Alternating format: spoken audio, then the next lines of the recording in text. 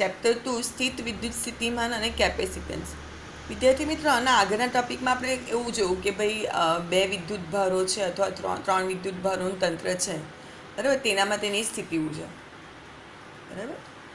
તો તે ટાઈમે કેવું હતું કે બાહ્ય કોઈ વિદ્યુત ક્ષેત્ર હતું નહીં, પરંતુ આજનો જે આપણો વિદ્યુત ક્ષેત્ર છે તે શું છે? ઓલરેડી બાહ્ય વિદ્યુત ક્ષેત્ર છે, અને એ વિદ્યુત ક્ષેત્રમાં તમે વિદ્યુતભાર કે વિદ્યુતભારોનું તંત્ર લઈ આવો છો, અને તે સંજોગોમાં જે સ્થિતિ ઉર્જા ઉત્પન્ન થાય છે, આજે આપણે એની વાત કરવાના છે. એટલે કે આપણો મેઇન ટોપિક છે બાહ્ય ક્ષેત્રમાં સ્થિતિ ઉર્જા, potential energy in an external field. એમાં વિદ્યાર્થી મિત્રો, આપણે સૌથી પહેલી વાત કરીએ કે ધારો કે કોઈક વિદ્યુત ક્ષેત્રની હાજરી છે જ, અને તેમાં તમે એક વિદ્યુતભારને અનંત અંતરેથી લઈ આવો છો, અને તે સંજોગોમાં એ એકલ વિદ્યુતભારની સ્થિતિ ઉર્જા શોધવાની છે, બરાબર. વિદ્યાર્થી મિત્રો, યાદ રાખજો, ઓલરેડી બાહ્ય વિદ્યુત ક્ષેત્ર છે ને તમે તેમાં સ્થિતિ ઉર્જા શોધી રહ્યા છો, બરાબર. એટલે વિદ્યાર્થી મિત્રો ધ્યાન આપે. જો મેં શું કરેલું છે, આ કાર્ટેશિયન પદ્ધતિમાં કોઈક જે વિદ્યુત ક્ષેત્ર લાગુ પડેલું છે તેની મેં વાત કરી પહેલાં કે અહીંયા બાહ્ય વિદ્યુત ક્ષેત્ર છે જ, અને તમે શું કરો છો, અનંત અંતરેથી એકમ ધન વિદ્યુતભારને તે વિદ્યુત ક્ષેત્રમાં, બરાબર, વિદ્યુત ક્ષેત્રની વિરુદ્ધ દિશામાં લઈ આવો છો, બરાબર. કયા બિંદુ પાસે લઈ આવો છો? બિંદુ પી પાસે લઈ આવો છો. તો બિંદુ પી પાસેનું વિદ્યુત સ્થિતિમાન જો હું માની લઉં કે વી છે, બરાબર, અને આ વિદ્યુતભાર જે આવ્યો તે ક્યુ છે, બરાબર. તે સંજોગોમાં આપેલા બિંદુની પાસે સ્થિતિમાન થઈ જશે U is equal to Q into V પ્રમાણે, બરાબર. સ્થિતિ ઉર્જા થઈ જશે આપેલા બિંદુ પાસેનું સ્થિતિમાન ગુણ્યા જે વિદ્યુતભાર આવ્યો તેનું મૂલ્ય. હવે ધારો કે ઉગમ બિંદુની સાપેક્ષે કહું છું કે ભાઈ ઉગમ બિંદુની સાપેક્ષે ધારો કે આ પી બિંદુનો સ્થાન સદિશ આર છે, બરાબર. કારણ કે શું થશે, તમારું વિદ્યુત ક્ષેત્રમાં તમે બિંદુ કયું પસંદ કર્યું છે એ પ્રમાણે તમારું સ્થિતિમાન બદલાય કે ક્યુ અપન આર પ્રમાણે, બરાબર. એટલે તમારું સ્થિતિમાન બદલાવાનું હશે ને, તો તમારું અંતર જેમ તમારું બિંદુ બદલાય તેમ તમારું સ્થિતિમાન પણ બદલાય, અને સ્થિતિમાન બદલાય એટલે તમારું સ્થિતિ ઉર્જા પણ બદલાય. એટલે આપણે અત્યારે શું થાય છે, સ્થિતિ ઉર્જા કે સ્થિતિમાન એ ઉગમ બિંદુની સાપેક્ષે તમે ક્યાં છો એ સ્થાન સદિશ પર આધારિત છે. એટલે આપણે આવી રીતે લખીએ કે ધારો કે બિંદુ પી ઉગમ બિંદુની સાપેક્ષે સદિશ આર સ્થાન સદિશ ધરાવે છે, તો તે સંજોગોમાં પી બિંદુ પાસેની જો મારે સ્થિતિ ઉર્જા શોધવી હોય તો મારે લખવું પડે યુ ઇન્ટુ સદિશ R is equal to Q into V સદિશ આર. વિદ્યાર્થી મિત્રો, હવે બીજી એક બહુ અગત્યની બાબત કે જે કાર્યનો એકમ છે અથવા સ્થિતિ ઉર્જાનો એકમ છે એ જૂલમાં છે, પણ આપણે જ્યારે વિદ્યુત ભારોની વાત કરતા હોય ને તો વિદ્યુત ભારની પાસે જે ઉર્જા હોય છે તે આપણે કેમાં માપીએ છીએ? ઇલેક્ટ્રોવોલ્ટમાં, બરાબર. હવે તમને એમ થશે વિદ્યાર્થી મિત્રો કે ઇલેક્ટ્રોવોલ્ટ એટલે શું? ઇલેક્ટ્રોવોલ્ટની વ્યાખ્યા આપવી તો શું આપી શકાય, બરાબર. તો ઇલેક્ટ્રોવોલ્ટ આ શબ્દમાં છે, જો કે કોઈ ધારો કે કોઈ ઇલેક્ટ્રોન છે, બરાબર, અને એ ઇલેક્ટ્રોન તમે 1 વોલ્ટ જેટલા વિદ્યુત સ્થિતિમાનના તફાવતમાં તમે એને પ્રવેગિત કરો છો, અને તે માટે તમે એને જે ઉર્જા આપો છો એ ઉર્જાને તમે શું કહો છો? 1 ઇલેક્ટ્રોવોલ્ટ કહો છો. સમજ પડી વિદ્યાર્થી મિત્રો શું કહું?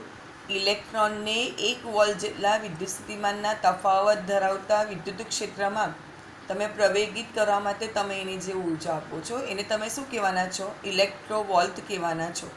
એટલે એ ઉર્જા છે U is equal to Q into delta V. તમે શું કહું કે ઇલેક્ટ્રોન, તો ઇલેક્ટ્રોન પરનો વિદ્યુતભાર કેટલો છે? 1.6 મલ્ટીપ્લાઇડ બાય 10⁻⁻⁹ કુલમ, અને કેટલું વિદ્યુત સ્થિતિમાન તફાવત પ્રસ્થાપિત કરેલો છે? 1 વોલ્ટ. એટલે તમે અહીંયા ગણતરી કરશો 1.Qની વેલ્યુ 1.6 મલ્ટીપ્લાઇડ બાય 10⁻⁹ ગુણ્યા આ ઇલેક્ટ્રોવોલ્ટની વેલ્યુ છે 1, તો એવું 1.6 મલ્ટીપ્લાઇડ બાય 10⁻⁹ જૂલ. એટલે કે 1 ઇલેક્ટ્રોવોલ્ટનો તમારે અર્થ કાઢવો હોય, 1 ઇલેક્ટ્રોવોલ્ટનો અર્થ કાઢવો હોય તમે શું કરી શકો? 1.6 મલ્ટીપ્લાઇડ બાય 10⁻⁹ જૂલ, બરાબર છે વિદ્યાર્થી મિત્રો. એ પ્રમાણે શું છે, ઇલેક્ટ્રોવોલ્ટને એનાથી બી નાના કે મોટા એકમો છે, જેમ કે મિલી ઇલેક્ટ્રોવોલ્ટ. મિલી એટલે 10⁻3, બરાબર. એટલે 1 મલ્ટીપ્લાઇડ બાય 10⁻3 ઇલેક્ટ્રોવોલ્ટ, અને ઇલેક્ટ્રોવોલ્ટને તમે જૂલમાં કન્વર્ટ કરો એટલે 1.6 મલ્ટીપ્લાઇડ બાય 10⁻⁹ જૂલ. તમારો જવાબ આવશે 1.6 મલ્ટીપ્લાઇડ બાય 10⁻⁻³ એટલે 10⁻22 જૂલ. એ પ્રમાણે કિલો ઇલેક્ટ્રોવોલ્ટ એટલે શું? કિલો એટલે 10⁻³ ને ઇલેક્ટ્રોવોલ્ટ માટે 1.6 મલ્ટીપ્લાઇડ બાય 10⁻⁹ એટલે અહીંયા થશે 1.6 મલ્ટીપ્લાઇડ બાય 10⁻⁻16. એવી રીતે મેગા હશે તો +6 આવે એટલે તમે -19 માંથી +6 માઇનસ કરો તો 1.6 multiplied by 10⁻13 joule. Giga electronvolt, giga હોય તો 10 કેટલા થશે +9 અને ટેરા હોય બરાબર તો 10⁻13. તો એ રીતે તમે લોકો કન્વર્ઝન કરશો તમને જવાબ મળશે 1 ગીગા ઇલેક્ટ્રોવોલ્ટ એટલે 1.6 મલ્ટીપ્લાઇડ બાય 10⁻10 જૂલ અને 1 ટેરા ઇલેક્ટ્રોવોલ્ટ માટે 1.6 મલ્ટીપ્લાઇડ બાય 10⁻7 જૂલ. બરાબર વિદ્યાર્થી મિત્ર, આ કન્વર્ઝન બહુ કામનું છે. તમને દાખલામાં કે MCQમાં પૂછે તો તમને આવડવું જોઈએ. વિદ્યાર્થી મિત્રો, જેમ બાહ્ય વિદ્યુતિક ક્ષેત્રમાં આપણે હમણાં કેવો એક વિદ્યુતભાર લઈ આવ્યા ને, તેમ જો બાહ્ય વિદ્યુતિક ક્ષેત્રમાં એકબીજાથી આર અંતરે રહેલા બે વિદ્યુતભારોની સ્થિતિ ઊર્જાનું તંત્ર છે. એટલે કે જો આયરું આ જે વિદ્યુતિક ક્ષેત્ર હતું બરાબર છે, આ વિદ્યુતિક ક્ષેત્રમાં તમે શું કર્યા, પહેલે એક વિદ્યુતભાર લઈ આવ્યા Q1 બરાબર. આ Q1 વિદ્યુતભાર તમે જ્યારે લઈ આવ્યા ત્યારે તેનો સ્થાન સદિશ શું હતો? ઉગમ બિંદુઓની સાપેક્ષાનો સ્થાન સદિશ હતો સદિશ R1 બરાબર. અને તે સંજોગોમાં અહીંયા સૌથી પહેલાં વિદ્યુતભારને કારણે જે સ્થિતિ ઊર્જા મળશે તે આપણે જે આગળનો જોયું તે પ્રમાણે કે W1 શું હશે? Q1 ઇન્ટુ તે બિંદુ પાસેનું સ્થિતિમાન એટલે V ઇન્ટુ સદિશ R1. એ પ્રમાણે અનંત અંતરેથી પાછું શું લેવા? બીજો એક વિદ્યુતભાર લઈ આવ્યા ઉગમ બિંદુથી સદિશ R2 જેટલા સ્થાન સદિશ પાસે બરાબર. તો તે સંજોગોમાં અહીંયા આ બિંદુ પાસે જો તમે બીજો એક સ્થિતિ ઊર્જા શોધો તો એ થઈ જશે W2 વિદ્યુતભાર આવ્યો Q2 અને તેનું વિદ્યુત સ્થિતિમાન આવશે V ઇન્ટુ સદિશ R1 બરાબર, V ઇન્ટુ સદિશ R2 બરાબર. હવે વિદ્યાર્થી મિત્રો, આમાં ધ્યાનમાં રાખો, વિદ્યુત ક્ષેત્ર હતું અને વિદ્યુતભારને લઈ આવ્યા તો વિદ્યુતભાર પર વિદ્યુત ક્ષેત્રને લીધે જે સ્થિતિ ઊર્જા પ્રસ્થાપિત થઈ તે આ છે. પણ આપણે આગળ ભણ્યા ને કે એક વિદ્યુતભારની હાજરીમાં તમે બીજો એક વિદ્યુતભાર લઈ આવો છો તો એ બે વિદ્યુતભારોને લીધે પણ એક સ્થિતિ ઊર્જા ઉત્પન્ન થાય છે અને તે ત્રીજી સ્થિતિ ઊર્જા કયો? Q1 વિદ્યુતભારને કારણે Q1 વિદ્યુતભારની હાજરીને કારણે Q2 વિદ્યુતભાર પર થતું કાર્ય એ પણ તો શોધવું પડે ને. એટલે એક બીજું સુધારશે તે શું આવશે? W3 K Q1 Q2 ના છેદમાં આ બે વચ્ચેનું અંતર એટલે કે ધારો કે R છે તો શું આવશે? K Q1 Q2 ના છેદમાં R. તો વિદ્યાર્થી મિત્રો, જ્યારે વિદ્યુત ક્ષેત્રની હાજરી હશે તો પહેલાં વિદ્યુતભારને અનંત અંતરે લાવવા માટે કરવું પડતું કાર્ય છે W1 બરાબર Q1 ઇન્ટુ V સદિશ R1. બીજા વિદ્યુતભારને લાવવા માટે કરવું પડતું કાર્ય છે W2 Q2 ઇન્ટુ V સદિશ R2. અને પહેલાં વિદ્યુતભારની હાજરીમાં જે બીજો વિદ્યુતભાર આવ્યો તો તેને કારણે જે ત્રીજું કાર્ય થયું સ્થિતિ ઊર્જાના સ્વરૂપમાં તે થયું W3 K Q1 Q2 ના છેદમાં R1. તો આ સંજોગોમાં મિત્રો આ જે તંત્ર છે તેની કુલ સ્થિતિ ઊર્જા કેટલી થઈ? તો W W1 W2 W3 એટલે કે Q1 ઇન્ટુ V સદિશ R1 વત્તા Q2 ઇન્ટુ V સદિશ R2 વત્તા K Q1 Q2 ના છેદમાં R. અથવા તો આરને બદલે મારે લખવું હોય તો શું લખવું પડે? 1 અને 2ની વચ્ચેનો સ્થાન સદિશ છે ને એટલે R12 પણ હું લખી શકું એટલે કે R12. મિત્રો R લખશો તો પણ ચાલશે.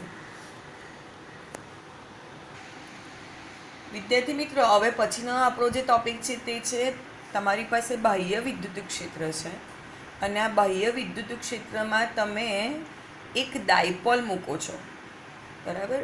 અને આ ડાયપોલ માટે તમારે પરિણામી સ્થિતિ ઊર્જા શોધવાની છે. વિદ્યાર્થી મિત્રો, ફરીથી ડાયપોલ બરાબર. ડાયપોલ કોને કહેવાય? સમાન મૂલ્યના અને વિજાતીય વિદ્યુતભારોને એકબીજાથી પરિમિત અંતરે મૂકો અને જે રચના બને તે ડાયપોલ બરાબર. મારો ટોપિક ફરીથી સમજી લેજો. બાહ્ય ક્ષેત્રમાં તમે ડાયપોલ મૂકેલી છે અને તેની તમારે સ્થિતિ ઊર્જા શોધવી છે. એટલે કે potential energy of a dipole in an external field. બાહ્ય વિદ્યુત ક્ષેત્રમાં મૂકેલી ડાયપોલની તમારે સ્થિતિ ઊર્જા શોધવી છે બરાબર. વિદ્યાર્થી મિત્રો, જો હવે આકૃતિ તરફ ધ્યાન આપો કે મેં શું કરેલ છે. જો વિદ્યાર્થી મિત્રો, અહીંયા શબ્દ વાપર્યો છે બાહ્ય વિદ્યુત ક્ષેત્રમાં, પણ આપણે શબ્દ વાપરેલી બીજો. આ ધારો કે નિયમિત વિદ્યુત ક્ષેત્ર છે અને નિયમિત વિદ્યુત ક્ષેત્ર તમારે દર્શાવવું હોય તો તમે શું કરશો? એકબીજાને સમાંતર અને એકબીજાથી સમાન અંતરે તમે જે ક્ષેત્ર રેખાઓ દોરો એ તમને નિયમિત વિદ્યુત ક્ષેત્ર દર્શાવે. સદિશ ઈ એમાં તમે એક ડાયપોલ મૂકી પ્લસ ક્યુ માઇનસ ક્યુ વિદ્યુતભાર ધરાવતી અને તેમની વચ્ચેનું પરિમિત અંતર છે ટ્વાઇસ એ. હવે તમે ડાયપોલ કેવી રીતે મૂકી? તો આ ડાયપોલની જે ડાયપોલ મોમેન્ટ છે, વિદ્યાર્થી મિત્રો યાદ છે ને ડાયપોલ મોમેન્ટ, બરાબર, એ ક્યાં હંમેશા ઋણ વિદ્યુતભારથી ધન વિદ્યુતભાર તરફ હોય, બરાબર. તો એ ડાયપોલ મોમેન્ટની દિશા અને વિદ્યુત ક્ષેત્રની વચ્ચે થીટા ખૂણો બને એ પ્રમાણે તમે આ ડાયપોલને અત્યારે મૂકેલી છે, બરાબર છે. એટલે આપણે અહીંયા એનું એક્સપ્લેનેશન કરી નાખ્યું કે પ્લસ ક્યુ માઇનસ ક્યુ વિદ્યુતભાર ધરાવતી અને 2a લંબાઈ ધરાવતી આ જે ડાયપોલ છે એને તમે સમાન વિદ્યુત ક્ષેત્રમાં મૂકેલી છે, બરાબર. આ ડાયપોલની ડાયપોલ મોમેન્ટ અને સદિશ ઈની વચ્ચે જે ખૂણો બને તે થીટા છે, બરાબર. હવે વિદ્યાર્થી મિત્રો તમને ખ્યાલ જ છે કે કોઈપણ વિદ્યુત ક્ષેત્રમાં તમે વિદ્યુતભારને મૂકો એટલે તેની પર શું થાય? તે વિદ્યુત ક્ષેત્રને કારણે એની પર વિદ્યુતીય બળ ઉત્પન્ન થાય, બરાબર. તો પહેલે પ્લસ ક્યુની વાત કરીએ કે પ્લસ ક્યુને કારણે જે વિદ્યુત ક્ષેત્ર મળશે, વિદ્યુત ક્ષેત્રમાં જે બળ મળશે તે કેવું આવશે? વિદ્યુત ક્ષેત્રની દિશાનું જ, એટલે ક્યુ ઇન્ટુ સદિશ ઈ. પણ માઇનસ ક્યુ પર જ્યારે બળ લાગશે તો ક્યુ માઇનસમાં છે ને, એટલે તમારું વિદ્યુતીય બળની દિશા કેવી થઈ જશે? વિદ્યુત ક્ષેત્રની વિરુદ્ધ દિશામાં થઈ જશે. એટલે માઇનસ ક્યુ પર લાગતું બળ તમારું કેવું થઈ જશે? માઇનસ ક્યુ ઇન્ટુ સદિશ ઈ આ દિશામાં થઈ જશે. હવે વિદ્યાર્થી મિત્રો તમે જોઈ શકો છો કે અહીંયા જે બળ ઉત્પન્ન થયું ક્યુ ઇન્ટુ સદિશ ઈ અને માઇનસ ક્યુ ઇન્ટુ સદિશ ઈ સમાન મૂલ્યના પરસ્પર વિરુદ્ધ દિશાના છે. એટલે આ બંને શું કરશે? એકબીજાની અસર નાબૂદ કરશે અને પરિણામે અહીંયા જે ડાયપોલનું પરિણામી બળ જે મળે છે તે શૂન્ય મળે છે. પણ તમે જોઈ શકો છો કે આ બળો સમાન મૂલ્યના પરસ્પર વિરુદ્ધ દિશાના પણ એક રેખા જ નથી, એક રેખામાં નથી. જો આ અને આ બંને ક્યાં છે? અલગ અલગ રેખા પર છે. એટલે આ શું બનાવે? બળયુગ્મ બનાવે. અને બળયુગ્મને કારણે શું થશે? તમારી પાસે કંઈક ચાક માત્રા, બરાબર, એટલે કે ટોર્ક મળશે તમને. વિદ્યાર્થી મિત્રો હવે આજે બળયુગ્મને લીધે જે તમારું ટોર્ક મળે એના માટે તમને વ્યાખ્યા ખબર જ છે કે સમાન વિદ્યુત ક્ષેત્રમાં આપણે ચેપ્ટર 1માં જોયેલું કે સમાન વિદ્યુત ક્ષેત્રમાં તમે કોઈક ડાયપોલને મૂકો તો એ ડાયપોલ પર લાગતા પરિણામી ટોર્ક મળે સદિશ ટોર્ક તો ઇઝ ઇક્વલ ટુ સદિશ પી ક્રોસ સદિશ ઈ, જ્યાં તમારો પી એટલે કે ડાયપોલ મોમેન્ટ એટલે શું? સદિશ પી is equal to Q into 2 સદિશ એ આપણને તમે ચેપ્ટર 1માં શીખેલા છો, બરાબર. હવે આ તમને ટોર્ક મળી ગયું, બરાબર. હવે માની લો કે આ ટોર્ક શું કરે ખબર છે ને? કોઈ પણ ડાયપોલને જે ગોળ ગોળ ગોળ ગોળ ગોળ ગોળ ઘુમાવાનું કામ છે ને, આ રીતે ગોળ ગોળ ગોળ ગોળ ઘુમાવાનું કામ આ ટોર્ક કરવાનું છે.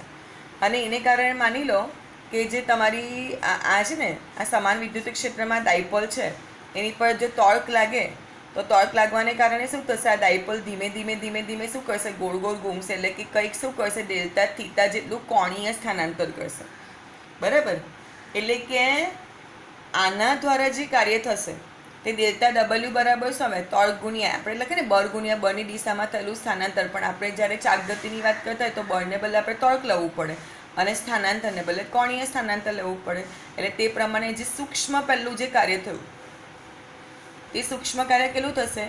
ડેલ્ટા ડબલ્યુ સૂક્ષ્મ સ્થાનાંતરને લીધે થયેલું કાર્ય. તો ટોર્ક ગુણ્યા ડેલ્ટા થીટા સૂક્ષ્મ કોણીય સ્થાનાંતર. પણ ટોર્કની તો આપણે શું કિંમત જોઈ? PE into sign theta into D theta. હવે માની લો કે આપણે આખાની ચર્ચા કરીએ કે તમારી ડાયપોલ અહીંયાથી ઘૂમતો ઘૂમતો theta is equal to theta 0થી લઈને આખું કિસ્સો ચર્ચે કે theta is equal to theta સુધી આવીએ, બરાબર. તો કુલ કાર્ય કેટલું થશે? તો જો ડાયપોલ શરૂઆતમાં થીટા 0થી થીટા 1 જેટલું ભ્રમણ કરતી હોય તો થયેલું કુલ કાર્ય ડબલ્યુ બરાબર ઇન્ટિગ્રેશન ડી ડબલ્યુ. એટલે તમે કુલ કેટલું ક્યાંથી ક્યાં સુધી સ્થાનાંતર કરાયું? થીટા 0થી theta 1 P sine theta into D theta. PE તો અચળ છે, આપેલી ડાયપોલની ડાયપોલ મોમેન્ટ અચળ છે, વિદ્યુત ક્ષેત્ર પણ તમે અચળ લીધેલું છે એટલે તમે એને સંકલનની બહાર કાઢ્યું. સાઇન થીટાનું સંકલન થશે માઇનસ કોસ થીટા, બરાબર. Theta 0 to theta 1. હવે આપણે શું કરીએ? માઇનસની નિશાની કોમન કાઢી લઈએ અને ત્યાર પછી અપર લિમિટ લોઅર લિમિટ મૂકીએ તો cos theta 1 minus cos theta 0. હવે માઇનસની નિશાની અંદર ગુણી કાઢો એટલે ફરીથી શું થશે? કાર્ય W is equal to PE, બરાબર, cos theta 0 minus cos theta 1. હવે વિદ્યાર્થી મિત્રો બહુ મહત્ત્વની બાબત કરીએ આપણે. આ એક સૂત્ર મળી ગયું કે જો ડાયપોલ θ0 થી θ1 જેટલું કોણીય સ્થાનાંતર કરતી હોય તો આ કિસ્સો મળી ગયો. પણ વિદ્યાર્થી મિત્રો ધ્યાન રાખો, જો આ એક આકૃતિ દોરેલી છે કે આ સમાન વિદ્યુત ક્ષેત્ર છે, એમાં તમારી dipole plus Q two minus Q, તો આ તમારી ડાયપોલ મોમેન્ટની દિશા મળી સદિશ પી માઇનસ ક્યુ થી પ્લસ ક્યુ, એટલે આ અને સદિશ એની વચ્ચે π/2 ખૂણો બન્યો. દેટ મીન્સ કે ધારો કે શરૂઆતમાં ડાયપોલ બરાબર વિદ્યુત ક્ષેત્રને લંબ ગોઠવાયેલી છે, એટલે કે અહીંયા શરૂઆતમાં θ0 કેટલું છે, π/2 છે બરાબર. અને ત્યાંથી શું કરે છે, કોઈક થીટા જેટલું આ રીતે ટોર્કની અસર હેઠળ સ્થાનાંતર કરે છે, એટલે θ1 ઇઝ ઇક્વલ ટુ અંતિમ સ્થાન કેટલું આવ્યું, થીટા. તો આ સંજોગોમાં જે મારી પાસે આ સૂત્ર છે બરાબર, કાર્ય તમને ખબર જ છે કે કાર્ય સ્થિતિ ઉર્જાના સ્વરૂપમાં સંગ્રહણ છે, એટલે મેં અહીંયા લખી કાઢ્યું યુ ઇઝ ઇક્વલ ટુ, વિદ્યાર્થી મિત્રો ધ્યાન આપો છો, પીઈ કોસ θ0 ને બદલે હું લખા π/2 માઇનસ કોસ થીટા, એટલે આ લખ્યું મેં પી કોસ π/2. શરૂઆતનું જે સ્થાનાંતર છે કોણીય સ્થાન એ π/2 છે, ત્યાંથી આપણે થીટા જેટલું સ્થાનાંતર કરાયું. હવે કોસ π/2 ની વેલ્યુ તો કેટલી આવશે, 0. તો તે સંજોગોમાં તમારું સ્થિતિ ઉર્જા થઈ જશે minus PE into cos theta બરાબર. હવે સૂત્રો તમને ખબર જ છે, એ બી ઇન્ટુ કોસ થીટા હોય તો તમે શું લખી શકો, સદિશ એ ડોટ સદિશ બી, આ માઇનસની નિશાની રહેવા દો, પીઈ ઇન્ટુ કોસ થીટા છે, એટલે તમે શું લખી શકો, સદિશ પી ડોટ સદિશ ઈ. હવે વિદ્યાર્થી મિત્રો અલગ અલગ કિસ્સા ચર્ચીએ બરાબર. પહેલો કિસ્સો આપણે ચર્ચીએ કે ધારો કે તમારી પાસે આ સ્થિતિ ઉર્જાનું સૂત્ર છે, કોઈ પણ ડાયપોલને તમે જ્યારે સમાન વિદ્યુત ક્ષેત્રમાં મૂકેલી છે ત્યારે તેની જે સ્થિતિ ઉર્જા માટેનું સૂત્ર મળે તે ધારો કે આ છે, ધારવાનું નથી, આ જ છે બરાબર. હવે એમાં સૌથી પહેલાં એમ કહીએ કે ભાઈ ધારો કે એક સમય એવો આવ્યો કે જ્યારે તમારી ડાયપોલ મુવમેન્ટ અને વિદ્યુત ક્ષેત્ર એકબીજાને સમાંતર થઈ ગયા બરાબર છે. કેવી રીતે થાય વિદ્યાર્થી મિત્રો ધ્યાન આપજો, જો કે આ તમારું વિદ્યુત ક્ષેત્ર છે અને આ વિદ્યુત ક્ષેત્રમાં તમારી જે ડાયપોલ છે આ માઇનસ ક્યુ પ્લસ ક્યુ બરાબર આ રીતે ગોઠવાઈ ગઈ, તો આ ડાયપોલ મુવમેન્ટની દિશા પણ માઇનસ ક્યુથી પ્લસ ક્યુ આમ થઈ ગઈ બરાબર. અને વિદ્યુત ક્ષેત્ર તો ઓલરેડી આ જ દિશામાં છે બરાબર. તો આ સંજોગોમાં બંને દિશા સેમ થઈ ગઈ ને, તો થીટા કેવું બને, 0 બને. અને થીટા 0 બને તો તે સંજોગોમાં તમારી સ્થિતિ ઉર્જા થઈ જશે U is equal to minus P cos 0, એટલે U is equal to minus P બરાબર. એનો મતલબ કે અહીંયા ડાયપોલ સ્થાયી સમતોલન સ્થિતિમાં છે, ડાયપોલ અહીંયા સ્થાયી સમતોલન સ્થિતિમાં છે. પણ વિદ્યાર્થી મિત્રો બીજે જ ખોજવો કે તમારો થીટા 180 ડિગ્રી બને છે. કેવી રીતે બનશે વિદ્યાર્થી મિત્રો, બહુ ઇઝી જ છે, થોડું ધ્યાન આપવાની જરૂર છે. જો આ તમારા સદિશ એની દિશા થઈ, પણ ધારો કે આ માઇનસ ક્યુ ને આ પ્લસ ક્યુ આ રીતે ગોઠવાઈ ગયા બરાબર. અહીંયા માઇનસ ક્યુ છે અને આ પ્લસ ક્યુ, તો તમારું ડાયપોલ ઋણથી ધન તરફ એટલે આ રીતે બને. તો આ સંજોગોમાં શું થશે, સદિશ ઈ અને સદિશ પી દિશા પરસ્પર બરાબર એક રેખા પણ પરસ્પર વિરુદ્ધ દિશા બની, તો થીટા બરાબર થઈ જશે તમારું 180 ડિગ્રી, એટલે કે પ્રતિ સમાંતર થઈ ગયું. તો તે સંજોગોમાં તમે you is equal to minus P cos 180 degree મૂકો ને કોસ 180 ડિગ્રીની વેલ્યુ તમારી -1, એટલે માઇનસ માઇનસ પ્લસ. તો આ સંજોગોમાં તમારી સ્થિતિ ઉર્જા મહત્તમ પણ છે, પણ તમારો ડાયપોલ અસ્થાયી સમતોલન સ્થિતિમાં છે. કારણ કે હંમેશા છે ને ડાયપોલ હંમેશા ક્યાં આવવાનો પ્રયત્ન કરે, વિદ્યુત ક્ષેત્રને સમાંતર, પણ અહીંયા એ વિદ્યુત ક્ષેત્રને પ્રતિ સમાંતર છે બરાબર. અને ત્રીજો કિસ્સો કે આ તમારું વિદ્યુત ક્ષેત્ર છે બરાબર, સદિશ ઈ, અને તમારી ડાયપોલ કઈ રીતે ગોઠવાય, આ રીતે આ માઇનસ ક્યુ આ પ્લસ ક્યુ બરાબર. એટલે આ ડાયપોલની આ ડાયપોલ મોમેન્ટની દિશા થઈ ગઈ પરસ્પર લંબ, અને તે સંજોગોમાં તમારું કોસ π/2 બને, એટલે કે કોસ π/2 ની વેલ્યુ હવે 0. અને આ એક એવી પરિસ્થિતિ છે ત્યાં આગળ એ મહત્તમ અસમતોલન સ્થિતિ દર્શાવે. વિદ્યાર્થી મિત્રો યાદ રાખજો, મહત્તમ અસમતોલન સ્થિતિ દર્શાવે. વિદ્યાર્થી મિત્રો હવે પછીનો આપણો જે ટોપિક છે તે છે બે વિદ્યુતભારોના તંત્રની સ્થિતિ ઉર્જાના સૂત્ર પરથી બાહ્ય ક્ષેત્રમાં ડાયપોલની સ્થિતિ ઉર્જાનું વૈકલ્પિક સૂત્ર મેળવો. વિદ્યાર્થી મિત્રો બરાબર સમજો, આપણે પેલું બે વિદ્યુતભારોના તંત્રની સ્થિતિ ઉર્જા જોઈ ને બરાબર, યાદ હોય તો કે સમાન તમારું વિદ્યુત ક્ષેત્ર હાજર હોય અને વિદ્યુત ક્ષેત્રના તમે બે વિદ્યુતભારોને તમે વારાફરતી લઈ આવો છો, અને તે સંજોગોમાં જે કુલ સ્થિતિ ઉર્જા મળે બે ધન વિદ્યુતભારોને બાહ્ય વિદ્યુત ક્ષેત્રમાં, બે ધન વિદ્યુતભારોના તંત્રને ક્યાં છે તો બાહ્ય વિદ્યુત ક્ષેત્રમાં લાવતા જે તમારી જે સ્થિતિ ઊર્જા મળે તે મળે યુ ઇઝ ઇક્વલ ટુ પહેલાં વિદ્યુતભારને લાવો એટલે ક્યુ વન ઇન્ટુ વી સદીશ આર વન વત્તા બીજા વિદ્યુતભારને લાવો એટલે ક્યુ ટુ ઇન્ટુ વી સદીશ આર ટુ અને ત્યાર પછી પહેલાં વિદ્યુતભારને કારણે બીજા વિદ્યુતભાર પર જે સ્થિતિ ઊર્જા ઉત્પન્ન થાય તે કે ક્યુ વન ક્યુ ટુના છેદમાં તે બે વચ્ચેનું અંતર એટલે આર વન ટુ. આ તમારી પાસે છે જ, બરાબર. પણ હવે તમે શું કરો છો, તમે આના પરથી ડાયપોલના માટે સ્થિતિ ઊર્જાનું વૈકલ્પિક સૂત્ર મેળવો છો, બરાબર. તો આપણે ખબર છે કે ડાયપોલ એટલે શું, કે અહીંયા પણ બે વિદ્યુતભારો છે પણ એ ડાયપોલના વિદ્યુતભારો કેટલા થાય, Q one is equal to plus Q અને Q two is equal to minus Q, બરાબર. હવે આ સૂત્રને આપણે લખીએ, બરાબર, કે જો પહેલાં વિદ્યુતભાર એટલે ડાયપોલનો પહેલો વિદ્યુતભાર છે પ્લસ ક્યુ, તો તમારું થઈ ગયું અહીંયા કે ક્યુ, બરાબર. કે નહીં આવે વિદ્યાર્થી મિત્રો, ક્યુ ઇન્ટુ શું આવશે, ક્યુ ઇન્ટુ વી સદીશ આર વન, બરાબર. અને તે જ પ્રમાણે જો આ ક્યુ ટુ ઇન્ટુ વી, પણ આપણો ક્યુ ટુ અહીંયા કેવો છે, માઇનસ ક્યુ ટુ છે ને, એટલે માઇનસ ક્યુ, એટલે ક્યુને મેં કોમન કાઢી નાખ્યા, વી ઇન્ટુ સદીશ આર ટુ નહીં આવશે, શું આવશે કે ક્યુ ઇન્ટુ માઇનસ ક્યુ, એટલે માઇનસ ક્યુને કોમન કાઢો એટલે કે ક્યુ સ્ક્વેરના છેદમાં આર વન ટુ. વિદ્યાર્થી મિત્રો સમજ પડી ને, આના પરથી આપણે શું લખ્યું, બે ડાયપોલના માટે ડાયપોલમાં રહેલા પ્લસ ક્યુ માઇનસ ક્યુ વિદ્યુતભાર માટે આપણે સ્થિતિ ઊર્જા શોધી કાઢી, બરાબર છે. હવે જરાક ધ્યાન આપજો, જો કે આપણી ડાયપોલ છે, બરાબર. હવે ડાયપોલમાં આપણે ખબર ને, ડાયપોલમાં એ સ્થાન સદિશ પર આધાર રાખે, કારણ કે વિદ્યુત ક્ષેત્રની સાથે આ ડાયપોલે કેટલો ખૂણો બનાવેલો છે એની પર એ બહુ મહત્ત્વની અસરકારકતા છે. એટલે આપણે થીટા, જો અહીંયા સ્થિતિ ઊર્જા કેમાં બતાવી, યુ ઇન્ટુ થીટામાં. વિદ્યાર્થી મિત્રો જરાક ધ્યાન આપજો, જો કે આ ડાયપોલ છે, બરાબર, પ્લસ ક્યુથી માઇનસ ક્યુ, એમની વચ્ચેનું પરિમિત અંતર છે 2a, બરાબર. તમે આટલું ગણો, ડાયપોલે અહીંયા જે ખૂણો બનાવ્યો તે થીટા, તો તે સંજોગોમાં કોસ થીટા બરાબર શું થાય, જો અહીંયા ગણતા હોય તો શું કહેવાય, કોસ થીટા બરાબર આટલું જ, આટલી જ બાજુ ગણો તો આટલું થાય, એ જેટલું થાય ને, આટલું મૂલ્ય, બરાબર. તો શું થાય, પાસેની બાજુ, હવે આ પાસેની બાજુ મારે શોધવાની છે, બરાબર. એટલે હું આમ નામ આપી દઉં ઓ બી, ધારો કે, તો પાસેની બાજુ છેદમાં કર્ણ, કર્ણ એટલે આવે એ, તો ઓ બી ઇઝ ઇક્વલ તો એવા એ ઇન્ટુ કોસ થીટા, એટલે તમારો આટલો જવાબ કેટલો બને, એ ઇન્ટુ કોસ થીટા.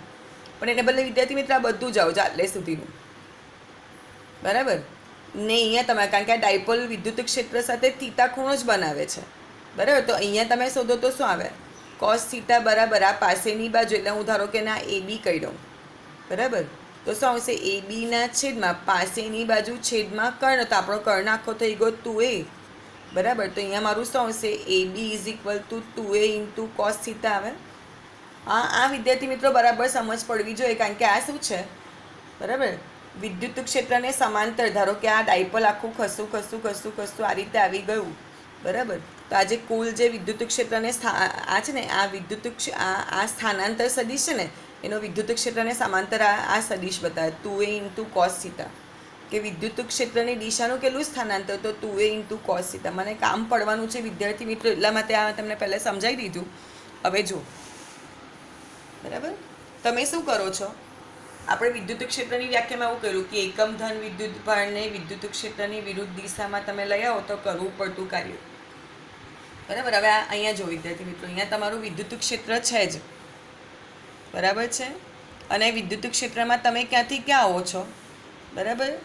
અહીંયા પ્લસ ક્યુ ધારો કે સદિશ R1 અંતરે છે, અને આ છે તે તમારો સદિશ, બરાબર, R2 અંતરે છે માઇનસ ક્યુ, તમે એવું વિચારી લો, બરાબર. તો આ ધન વિદ્યુતભારને ક્યાં લઈ આવો છો, ધન વિદ્યુતભારને તમે તમારું આ પ્લસ ક્યુ ને આ માઇનસ ક્યુ છે, બરાબર. અને આપેલા વિદ્યુત ક્ષેત્રમાં બે બિંદુઓ વચ્ચેનો વિદ્યુત સ્થિતિમાનનો તમારે તફાવત શોધવાનો છે.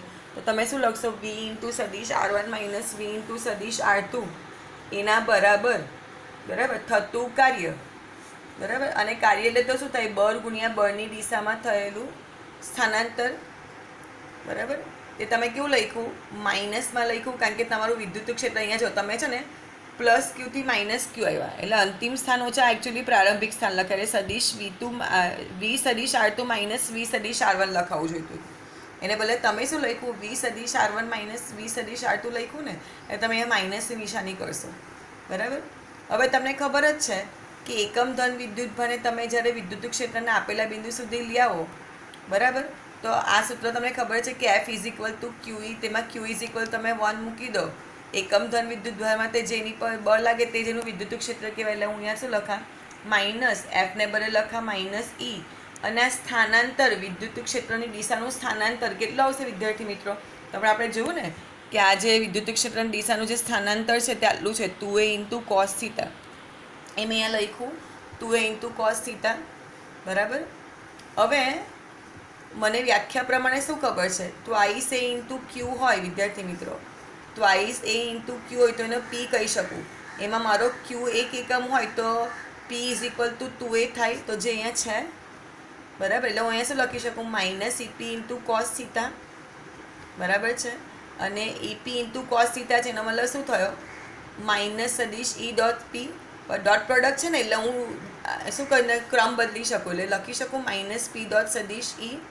એટલે મને જે સૂત્ર મળ્યું અહીંયા જો કે ક્યુ ઈ આટલું છે ને વી સદીશ R1 માઇનસ વી સદીશ R2, એના બદલે મને શું મળ્યું, બરાબર, ક્યુ આટલું જે છે તેના માટે, આટલા સૂત્ર માટે ક્યુ ઇન્ટુ, એટલે વિદ્યાર્થી મિત્રો અહીંયા જરાક ધ્યાન આપજો. હા, અહીંયા ક્યુ એટલે તો તમે એક એકમ ધારી લીધેલું છે ને, બરાબર, એકમ ધન વિદ્યુત ભાર ધારી લીધેલું છે. એટલે you into theta is equal તો આવશે વી સદીશ R1 માઇનસ વી સદીશ R2 માટે માઇનસ પી ડોટ સદીશ ઈ, અને માઇનસ આપણા જે હતા તે કે ક્યુ સ્ક્વેર અપન R12, તે આપણે અહીંયા મૂકી દીધા કે ક્યુ સ્ક્વેર અપન R12. હવે વિદ્યાર્થી મિત્રો અહીંયા R12 છે ને, R12 એટલે શું, બે વિદ્યુત ભારો વચ્ચેનું અંતર. તો આપણી પાસે તો છે બે વિદ્યુત ભારો વચ્ચેનું અંતર કેટલું છે, 2a જેટલું છે, એટલે મેં શું મૂક્યું 2a, બરાબર વિદ્યાર્થી મિત્રો. હવે બીજી એક વસ્તુ છું કે પહેલો કિસ્સો ચર્ચે, એટલે કે જો તમે ડાયપોલને સમાન વિદ્યુત ક્ષેત્રમાં મૂકેલું છે અને એ ડાયપોલના માટે તમે શું કરતા હો, વૈકલ્પિક સૂત્ર શોધતા હો સ્થિતિ પેલા બે વિદ્યુત ભારોના તંત્રની સ્થિતિ ઊર્જાને કારણે, તો તમને કંઈક આવું સૂત્ર મળ્યું કે you theta is equal to minus સદીશ પી ડોટ સદીશ ઈ માઇનસ કે ક્યુ સ્ક્વેર અપન 2a. હવે એમાં પહેલો કિસ્સો ચર્ચે કે ધારો કે તમારી ડાયપોલ, બરાબર, વિદ્યુત ક્ષેત્રને લંબ, તમારી ડાયપોલ મોમેન્ટ અને વિદ્યુત ક્ષેત્રની દિશા પરસ્પર લંબ છે, એટલે કે થીટા ઇઝ ઇક્વલ ટુ π/2 થાય છે. તો તે સંજોગોમાં તમારો આજે છે ને સદીશ VR1 માઇનસ સદીશ VR2, બરાબર, એના બરાબર માઇનસ સદીશ પી ડોટ સદીશ ઈમાં તમે કોસની વેલ્યુ π/2 મૂકો, પી કોસ π/2 તો 0 થઈ જાય. તો તે સંજોગોમાં તમારું યુ થીટા ફક્ત શું બાકી રહી જાય, માઇનસ કે ક્યુ સ્ક્વેર અપન ટ્વાઇસ એ, બરાબર. પણ ધારો કે આપણે એકદમ ઓરિજિનલ તમારું જે પેલું ડાયપોલનું સૂત્ર છે ને કે યુ બરાબર માઇનસ સદીશ પી ડોટ સદીશ ઈ, એના માટે શું કરીએ આપણે એવું વિચારી લઈએ કે ધારો કે આ બે, બરાબર, આ પદને તમે અવગણો, આ પદને અવગણી કાઢો, બીજું પદ અવગણી કાઢો, તો તે સંજોગોમાં તમારું you theta is equal two થઈ જશે માઇનસ સદીશ પી ડોટ સદીશ ઈ.